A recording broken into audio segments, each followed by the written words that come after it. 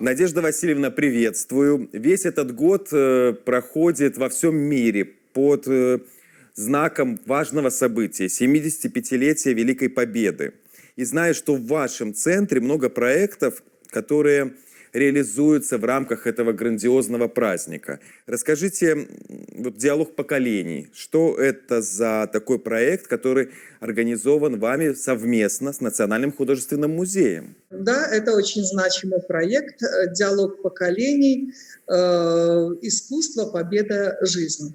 В этом проекте вступают в диалог известные белорусские художники, такие как Савицкий, Ахремчик, Щемилев и наши юные художники, победители и призеры нашей выставки конкурса «Салют Победы».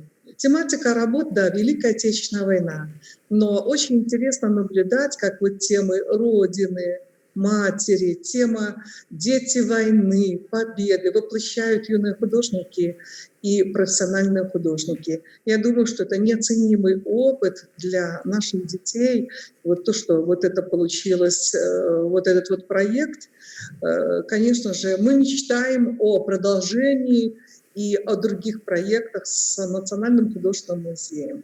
Тем паче, что этот проект и представлял собой синтез изобразительного и литературного творчества, поскольку в нашем конкурсе участвовали и юные авторы, поэты, и, естественно, читали стихи, те, которые соответствовали художественным образом произведений изобразительного искусства. То есть проект получился, и мы этому очень рады. Вот в этих условиях сложных, в которых нам всем приходится сейчас работать, какие вы формы нашли? Как ваши преподаватели взаимодействуют с учениками? Вот я, например, знаю про такой проект «Беседы об искусстве. Бэкграунд». Это один из наших проектов, онлайн-проект.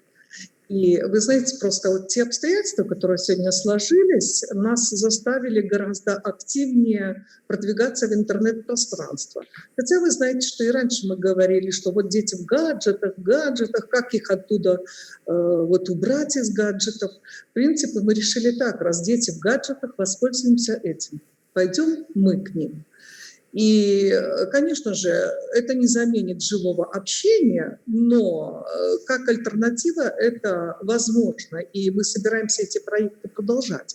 А вот проект этот «Бэкграунд» — это один, я сказала, один из наших многих проектов, и здесь лекции по мировой художественной культуре, это лекции об искусстве, о первобытном искусстве и до современного искусства.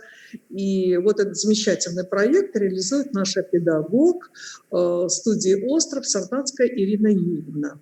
И мы надеемся, на будущий год мы собираемся его формат немножко менять, и мы надеемся, что это будет хорошая помощь вот, педагогам школы и для родителей, и для детей очень хороший проект, который знакомит детей с мировой художественной культурой. То, что мы говорим, не хватает, ну, мы решили, что вот это вот недостачу восполнить.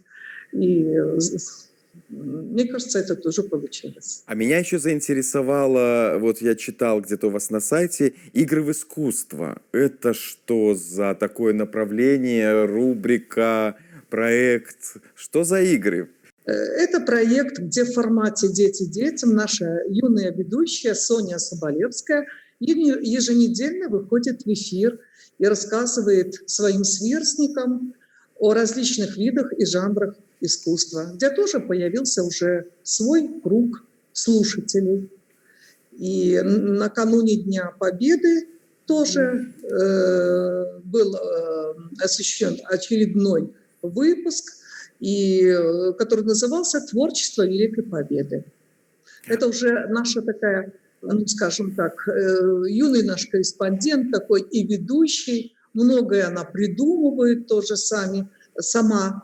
И поэтому думаю, что вот это детским языком, вот эти рассказы, они более интересные и, наверное, продуктивные. Спасибо, Надежда Васильевна. Я надеюсь, что совсем скоро мы уже сможем встретиться с вами лицом к лицу, а не вот так вот через экраны мониторов и телевизоров. Пожелаем всем нам здоровья и будем творить во благо наших детей, во благо нашей Родины.